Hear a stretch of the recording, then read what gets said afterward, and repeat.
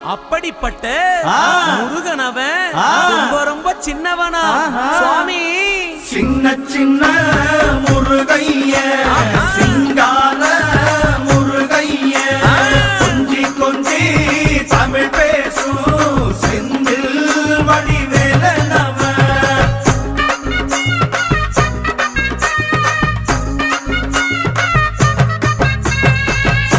தமிழ் செல்வன் என்பார், சத்குணசீலன் என்பார், மயூர வாகனன் என்பார், மருதமலை ஆண்டவன் என்பார், சென்னிமலை சுவாமி என்பார், சிவன்மலை வேலா என்பார், ஞானபடி வேலன் என்பார், வேலாயுத சுவாமி என்பார், தேவாதி தேவன் என்பார், ஸ்கந்த குரு என்பார், அவ்வையிடம் ஆசி பெற்றவனாம், அப்பனுக்கே பாடம் சொன்னவனா, கார்த்திகை பெண்ணிடம் வளர்